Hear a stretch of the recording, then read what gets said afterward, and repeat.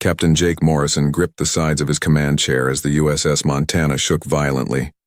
The lights flickered on and off across the bridge. Warning alarms screamed from every direction. His coffee cup fell to the floor and broke into pieces. "What's happening?" Jake shouted over the noise. Lieutenant Amy Rodriguez looked up from her station. Her face was pale with worry. "The experimental drive is acting strange, Captain. We're not supposed to arrive for another 6 hours." The ship suddenly stopped shaking. The alarms went quiet. The lights came back on. Everything became calm and peaceful. Too calm. Jake stood up from his chair and walked toward the main screen. "Where are we?" Ben Carter, the communications officer, pressed buttons on his control panel. His eyes grew wide with surprise. "Captain, this isn't right. We're not at the colony. These star patterns don't match anything in our maps." Navigator Lisa Hayes checked her instruments 3 times. She shook her head slowly. "Sir, according to my readings, we're nowhere near human space. We're not even close." Jake felt his stomach drop.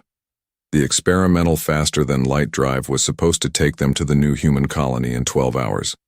Instead, they had ended, up somewhere completely unknown, somewhere that wasn't on any human map. "Put the external cameras on the main screen," Jake ordered. What they saw made everyone on the bridge go silent. Ships. Hundreds and hundreds of ships. Maybe thousands. They filled the space around the USS Montana like a cloud of metal insects. But these weren't human ships. Jake had never seen anything like them. Some ships looked like giant sea creatures with tentacles hanging from their sides. Others were perfect spheres that glowed with strange colors. There were ships shaped like crystals, ships that looked like living trees, and ships that seemed to be made of pure light. In the center of this massive fleet was a structure so big it made Jake's head hurt to look at it. It was like a city floating in space. Towers and bridges connected different sections. Lights of every color moved across its surface like a living rainbow. "My God," whispered Dr. Kate Williams, the science officer. "How many different species are we looking at?" Amy checked her tactical display. "I'm counting over 300 different ship designs, Captain. Each one is completely different from the others." Ben suddenly sat up straight in his chair. "Captain, I'm picking up radio signals. Lots of them. Different languages, different frequencies. They're all talking at once." "Can you understand any of it?" Jake asked. "No, sir, but the computer is trying to find patterns." Ben paused and listened to his headphones. "Wait, something's happening. The chatter just stopped." Jake looked at the main screen again. The alien ships were still there, but something had changed. "What do you mean stopped?" "I mean everything went quiet, sir, complete radio silence. It's like someone turned off a switch." Lisa checked her navigation equipment again. "Captain, I'm detecting massive energy signatures from all these ships. They all have weapons and shields that are much more advanced than ours." Amy's voice was tight with worry. "Sir, every ship out there just powered down their engines. They're not moving at all." Jake walked closer to the main screen. The sight of so many alien ships just sitting still and quiet was more frightening than if they had been attacking. It was like they were all holding their breath. "This doesn't make sense," he said. "Why would hundreds of different species all stop what they were doing just because we showed up?" Rick Palmer, the chief engineer, came onto the bridge. His uniform was dirty and he looked tired. "Captain, we have a problem. The experimental drive is damaged. We can't jump back to human space." "How damaged?" Jake asked. "Bad. It'll take days to fix, maybe weeks. We're stuck here until I can figure out what went wrong." Jake felt the weight of command pressing down on him. His ship and crew of 800 people were stranded in the middle of an alien gathering. Ships from dozens of different species surrounded them, and for some reason their arrival had made everyone go completely silent. Dr. Williams was studying the readings from her science station. "Captain, the energy patterns from that big station are incredible. It's like nothing we've ever seen. The technology is hundreds of years ahead of ours." "Are they scanning us?" Jake asked.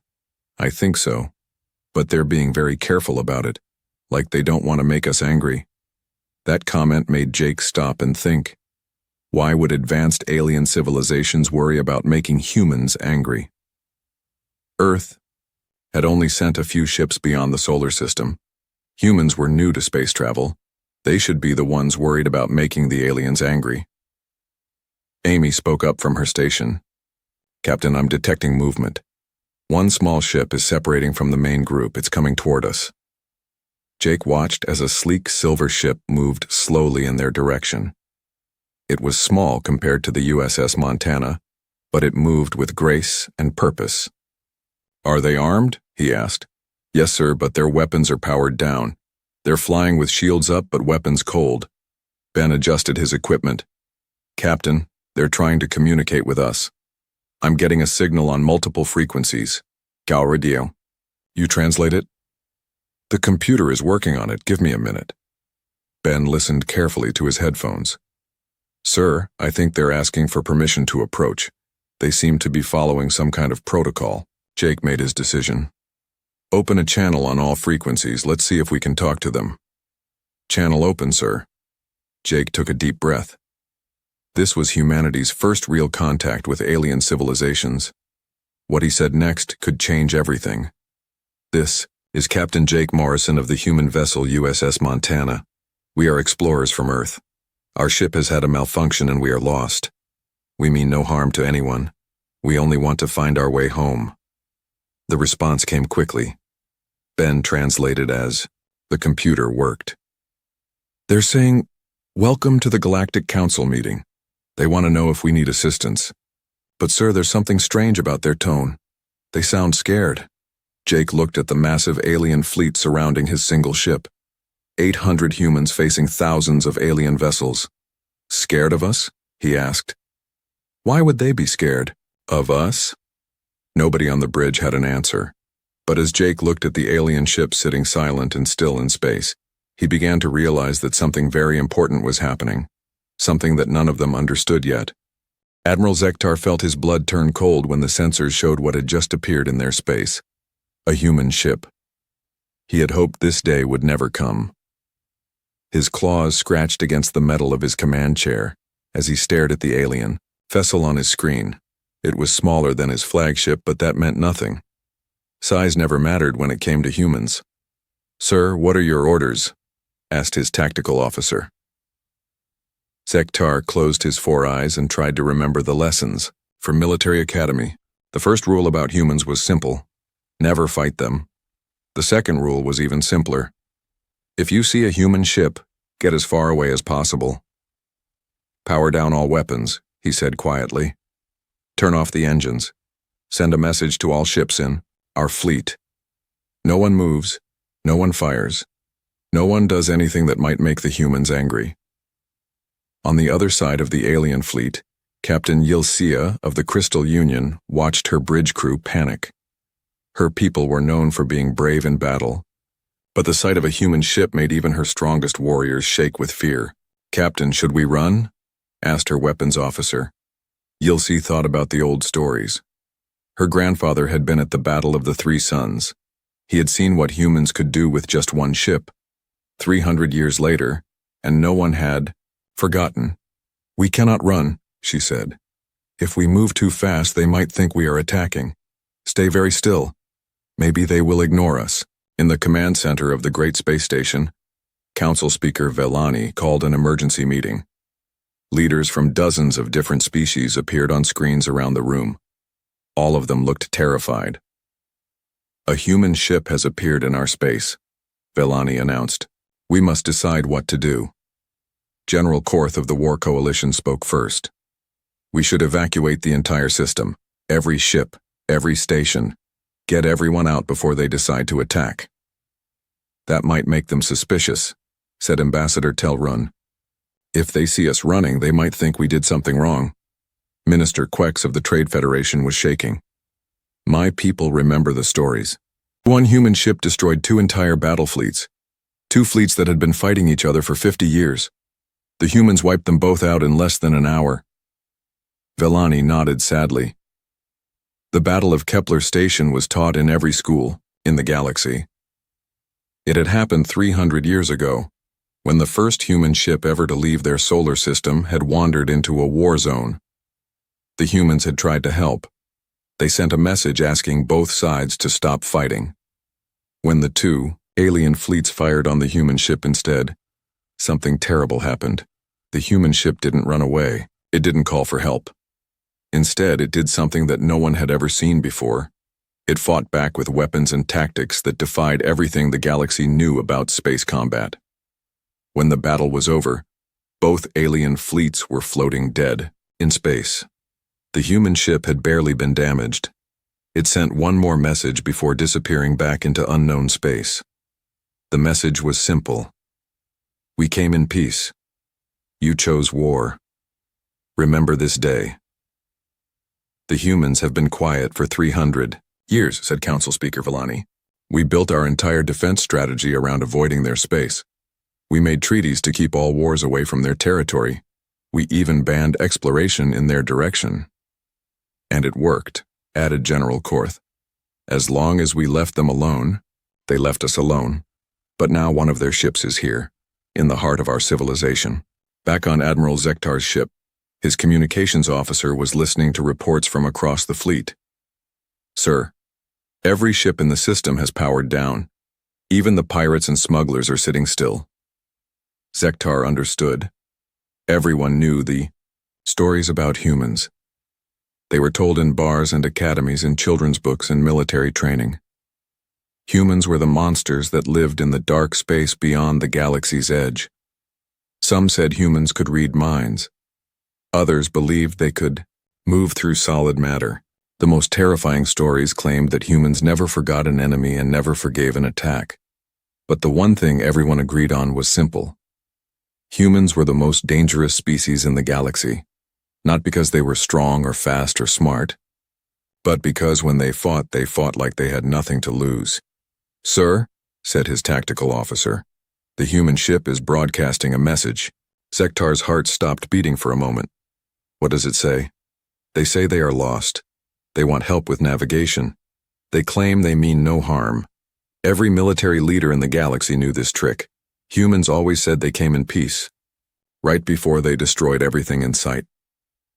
On the space station, the emergency council was still arguing about what to do. Some wanted to fight. Others wanted to run. A few brave souls suggested trying to talk to the humans. We have to respond, said Ambassador Telrune. We cannot ignore them. That would be seen as an insult. But what if we say the wrong thing? Asked Minister Quex. What if they think we are being rude? Young diplomat Yilsea spoke up from her screen. Maybe this is our chance. For 300 years we have lived in fear of humans. Maybe we can finally make peace with them. The older leaders looked at her like she was crazy. Peace with humans is impossible, said General Korth. They are a warrior species. They only understand violence. But they said they mean no harm, Yilsea pointed out.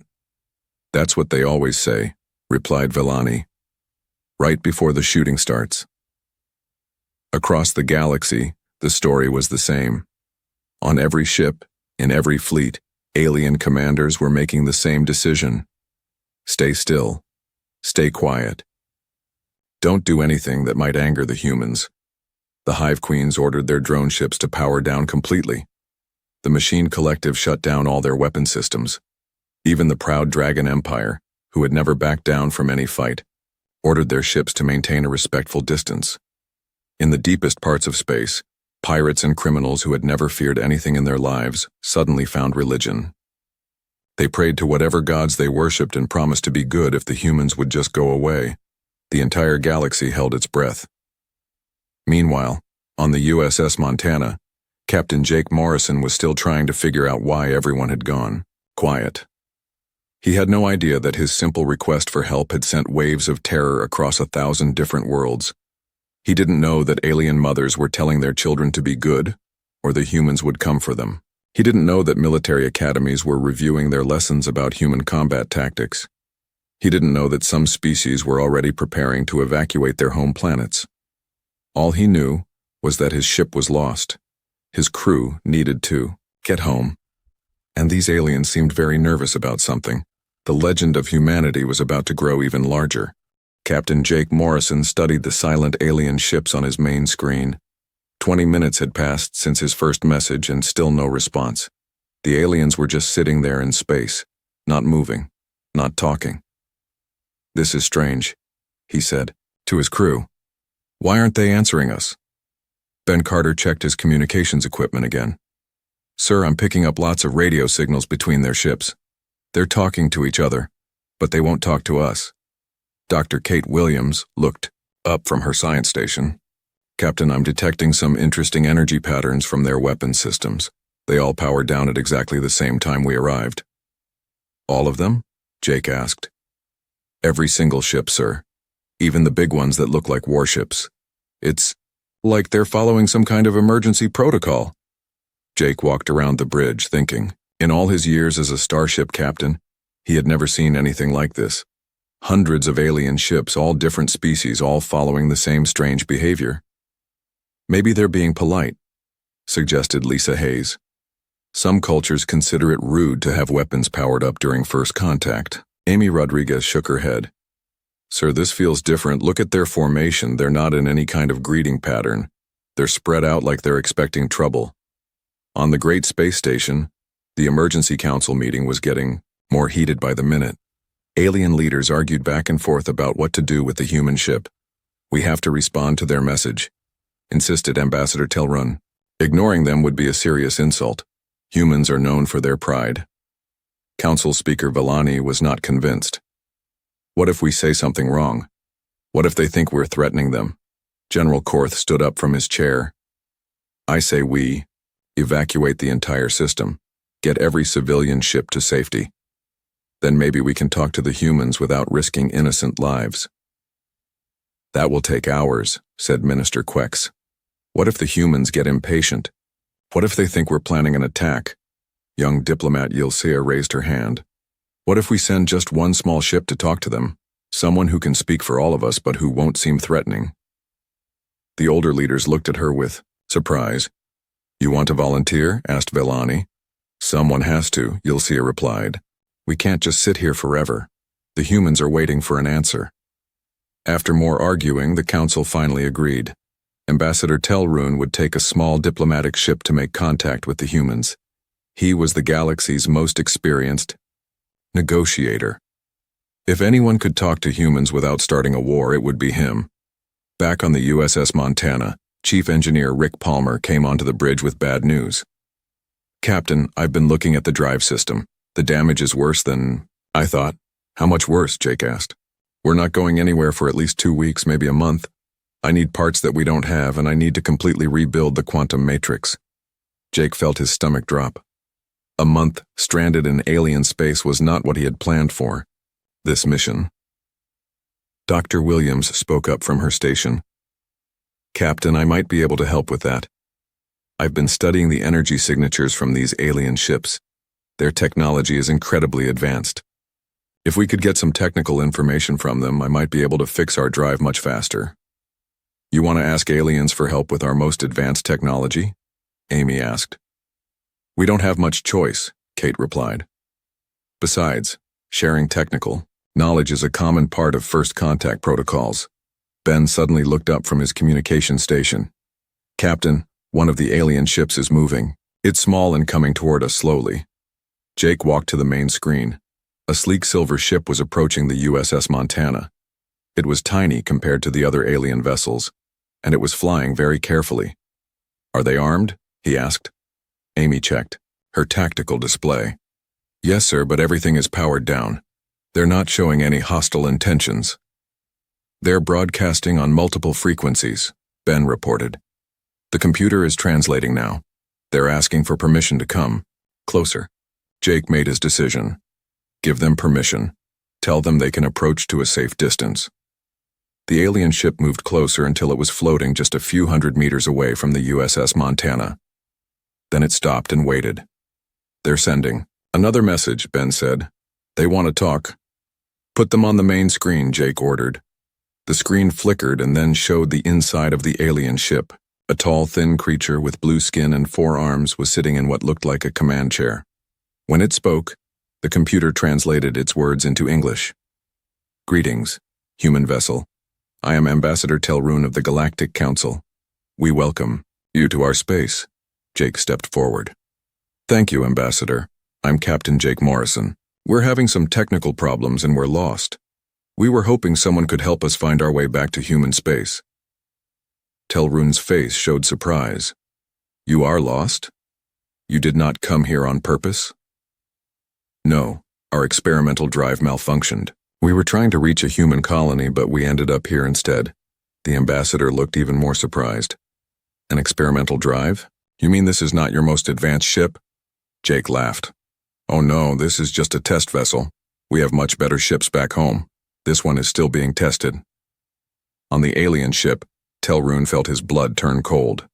If this was just a test ship, what were the real human warships like? Captain Morrison, Telrune said carefully. May I ask how many ships humanity has? Ships like this one? We've built about 30 of this class, but we have thousands of other vessels. Transport ships, colony ships, research vessels, defense ships. Earth is a busy place these days. Telrune had to grab his chair to keep from falling over. Thousands of ships, and this experimental vessel was their weakest design. And your people? Telrune asked. How many humans are there? On Earth? About 8 billion, plus maybe 2 billion more in the colonies. We're expanding pretty quickly these days. 10 billion humans. Telrune's worst nightmares were coming true. The galaxy had always assumed that humans were few in number, maybe a few million at most. But 10 billion members of the most dangerous species in the galaxy? Jake noticed that the ambassador looked upset. Is something wrong? No, Telrune said quickly. Just surprised by the numbers. We did not realize humanity had grown so large. Dr. Williams stepped forward. Ambassador, if I may ask, our science officer is very interested in your technology. We've never seen energy systems like yours. Would it be possible to exchange some technical information? It might help us repair our ship.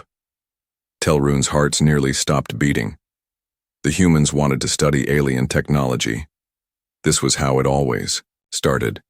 First they learned about your weapons, then they improved them, then they used them against you. What kind of technical information? He asked nervously. Oh, basic energy flow patterns, quantum field harmonics, that sort of thing. Our ship uses fusion reactors and antimatter containment. Pretty simple stuff, really. Antimatter containment. Telrune realized the humans were casually mentioning technology that most species in the galaxy considered incredibly dangerous. You use antimatter regularly? He asked. Sure, Rick Palmer said, joining the conversation. Every ship has antimatter drives. We've been using them for about 50 years now. Before that, we used nuclear fusion, but that was too slow. Nuclear fusion was too slow. Telrune wanted to end this conversation before he learned anything else. Terrifying about human technology. Captain Morrison, he said, I will need to discuss your request with the Galactic Council. Perhaps we can arrange for technical assistance. That would be great, Jake said. We really appreciate your help. As the communication ended, Telrune sat back in his chair and tried to calm down. The humans seemed friendly enough, but everything they said made them sound more dangerous. 10 billion humans, thousands of ships, antimatter technology, experimental drives that were considered their weakest designs. The galaxy was in more trouble than anyone had imagined. Ambassador Telrune rushed back to the emergency council meeting. His face was pale and his hands were shaking. The other alien leaders could see that something had gone very wrong. What did they say? Asked Council Speaker Vellani. Telrune sat down heavily in his chair. It's worse than we thought, much worse. How bad? Asked General Korth. They have 10 billion humans, 10 billion of the most dangerous creatures in the galaxy, and they have thousands of ships. The room went completely silent. Minister Quex was the first to speak. Thousands? That's what their captain said. He mentioned it like it was nothing special. Just thousands of ships, including ones much more powerful than the vessel we're looking at. General Korth stood up quickly. We need to evacuate the entire sector. Get every civilian as far away as possible. Wait, said young diplomat Yilsea. What exactly did they say to you? Telrune took a deep breath. Their captain claims they got lost. He says their ship has an experimental drive that broke down. But then he told me this experimental ship is one of their weakest designs. Their weakest? Villani asked. He said they have much better ships back home. This one is just for testing new technology. The alien leaders looked at each other with growing fear. If the ship that had terrified the entire galaxy was considered weak by human standards, what were their real warships like? There's more, Telrun continued. They use antimatter technology like it's normal. Their engineer talked about antimatter drives like we talk about solar panels, and they've been using this technology for 50 years. 50 years of antimatter research, whispered Minister Quex. No wonder they're so dangerous. Back on the USS Montana, Captain Jake Morrison was feeling better about the situation. The aliens seemed friendly even if they were a bit nervous. He decided to try learning more about them. Ben, see if you can establish a wider communication channel, he said. I'd like to talk to more of their people. Yes, sir. I'm getting responses from several different ships now. They all seem very eager to help us. Dr. Kate Williams was studying the energy readings from the alien fleet. Captain, their technology is amazing. If we could learn from them, we could improve our own ships by decades. What kind of improvements? Jake asked. Better shields, more efficient engines, advanced weapon systems. Some of these ships have energy outputs that are off the charts. Security Chief Matt Johnson joined the conversation. Captain, I've been thinking about our situation. We're one ship surrounded by hundreds of aliens. Even if they seem peaceful, we should be ready for trouble. Jake nodded. What do you suggest? I've been reviewing our combat systems. If something goes wrong, we have enough firepower to defend ourselves. Our weapons are designed for the civil wars back on Earth, so they should work fine against alien ships. Matt's comment was picked up by the alien listening devices. Within minutes, every military leader in the galaxy knew that humans had been fighting civil wars among themselves. On Admiral Zektar's flagship, his intelligence officer was analyzing the human communication. Sir, they mentioned civil wars. The humans fight each other. Zektar felt sick. A species so warlike that they fight themselves for practice. No wonder they're so good at combat. The news spread quickly through the alien fleet.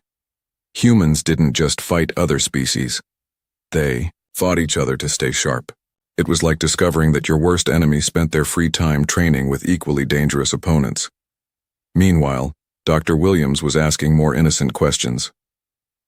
Ambassador Telrun, I'm curious about your shield technology.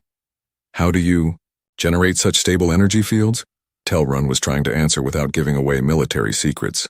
We use quantum field manipulation combined with gravitational lensing. Interesting, Kate replied. We've experimented with similar concepts, but we mostly rely on electromagnetic barriers and kinetic interceptors.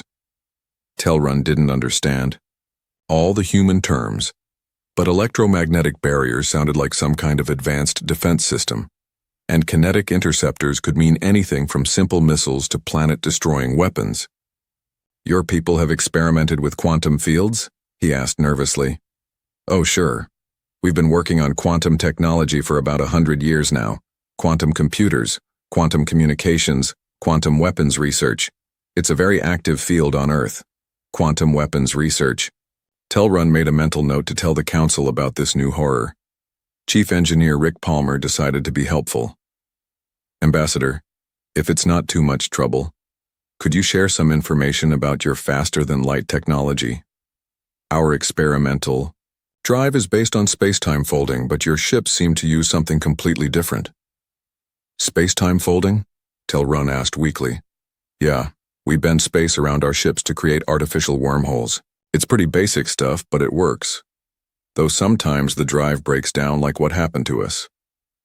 Telrun realized that humans were casually using technology that the galaxy's best scientists considered theoretical. They were bending space and time like it was a simple engineering problem. On the space station, the emergency council was getting more frightening reports every minute. The humans are asking about our shield technology, reported one intelligence officer. They want to compare it to their electromagnetic barriers. They mentioned quantum weapons research, added another. They've been working on it for a century, and they're using space-time manipulation for faster-than-light travel, said a third. They call it basic technology. General Korth was pacing back and forth. We're dealing with a species that has mastered quantum physics, antimatter technology, space-time manipulation, and electromagnetic warfare, and they consider all of this to be simple. Plus, they fight civil wars for training, added Admiral Zektar over the communication system. They're so warlike that they practice combat against their own people. Council Speaker Vellani felt like the galaxy was ending. What do they want from us? Their captain says they just want to go home, Telrun reported. But their science officer keeps asking technical questions about our weapons and shields. They're gathering intelligence, General Korth said grimly. This is how an invasion starts. First they learn about your defenses, then they come back, with a bigger fleet. Young diplomat Yilsea tried to offer a different perspective. Maybe they really are just lost. Maybe they're asking questions because they're curious. The older leaders looked at her like she was crazy. Curious about military technology? Asked Vellani. No species asks about weapons and shields unless they're planning to use that information. Back on the USS Montana, Jake was starting to notice that the aliens seemed more nervous than before. Every question his crew asked seemed to make them more uncomfortable.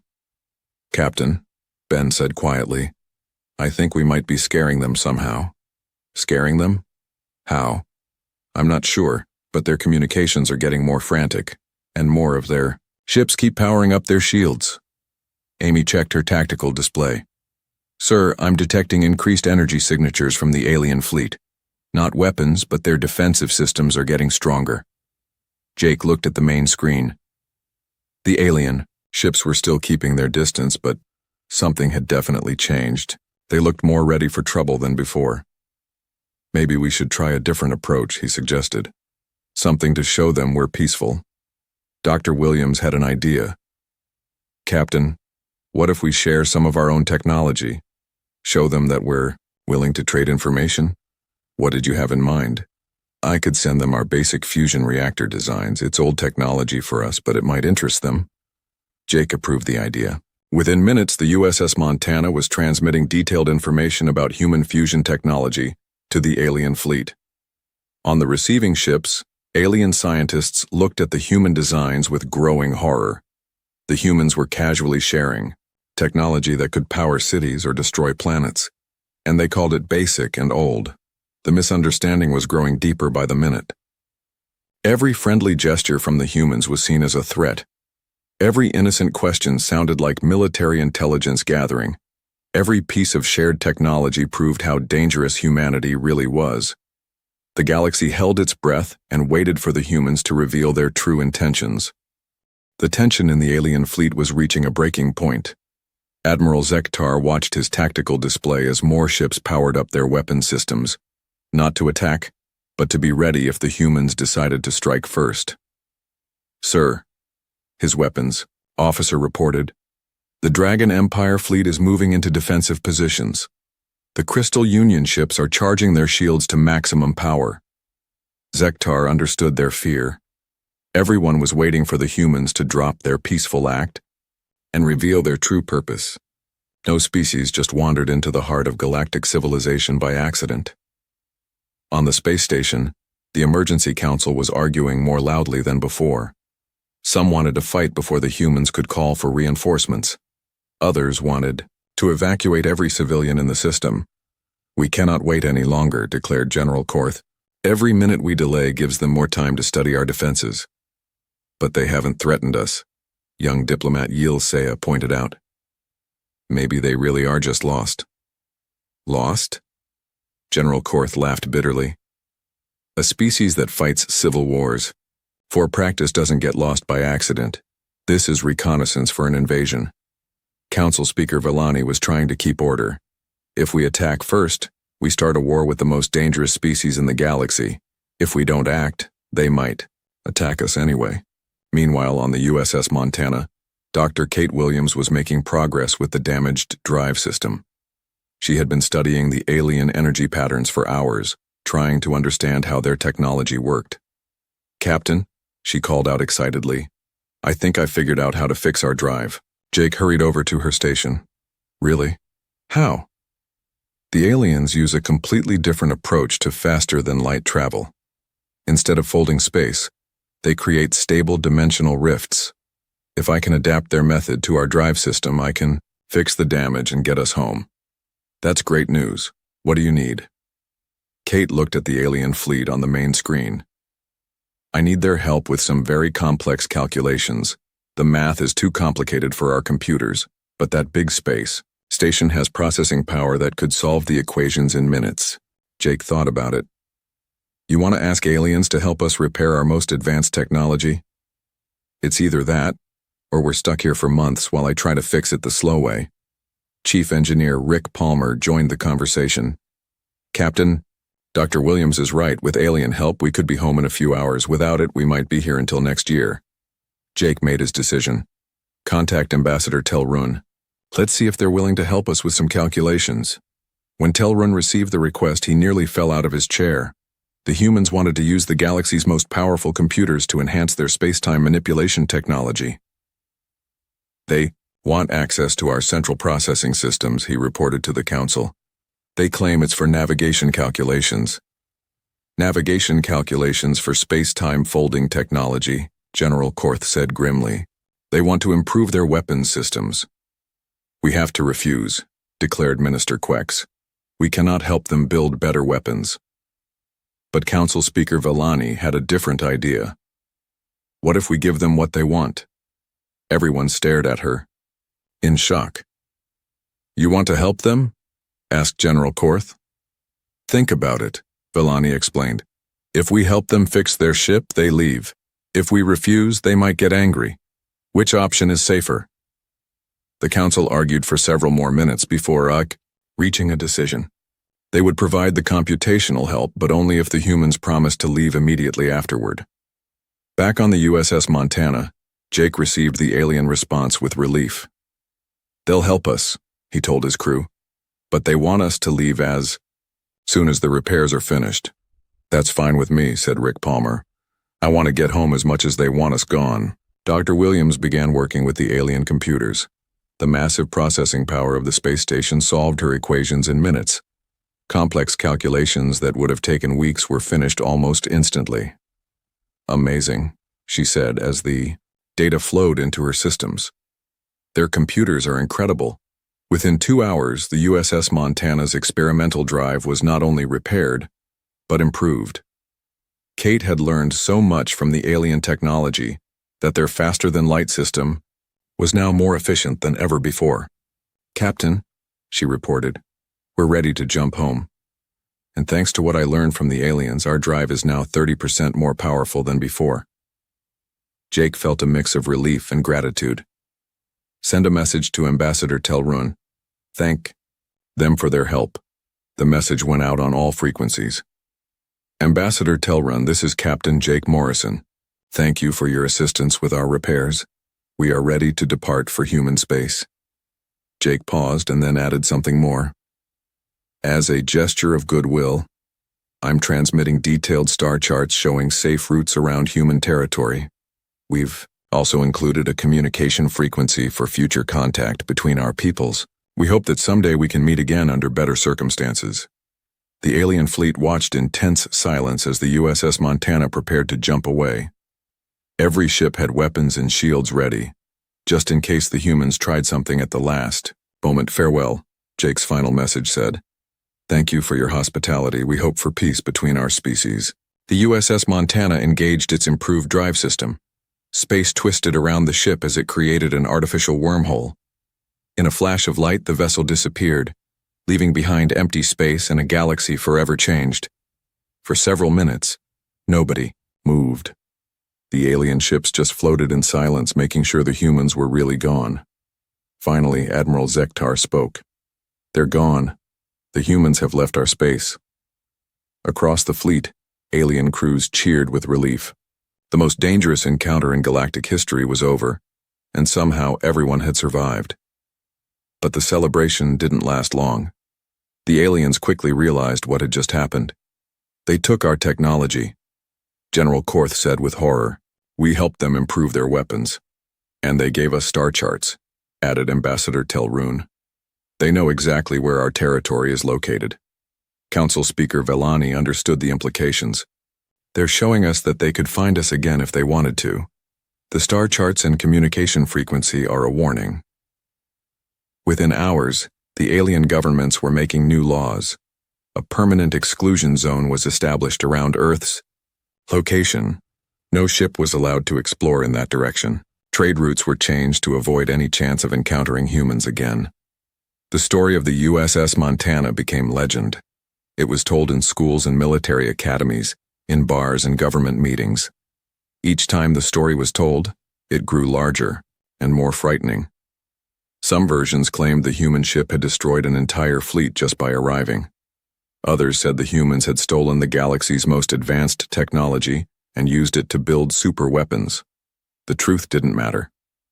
What mattered was that humans had proven they could appear anywhere in the galaxy, learn alien secrets, and disappear again before anyone could stop them. Back on Earth, Captain Jake Morrison filed his mission report with Earth Command. He described their accidental encounter with several alien species who seemed nervous but ultimately helpful. The report mentioned successful testing of the experimental drive and some interesting technological discoveries. The report was filed, away in a bureaucracy office, and forgotten. Earth Command was busy with expansion plans and colony ships. They had no idea that their test mission had terrorized an entire galaxy. 3 more ships with improved experimental drives were already being prepared for launch. Their mission was to explore the same region of space that the USS Montana had accidentally discovered. Earth's slow, peaceful expansion into the galaxy continued. Humans had no idea they had become the most feared legend in galactic history. Alien space, the silence returned. But it was a different kind of silence now. It was the silence of a galaxy holding its breath, waiting to see what the humans would do next. The legend of humanity had grown beyond all reason. And somewhere in the vast darkness of space, more human ships were coming,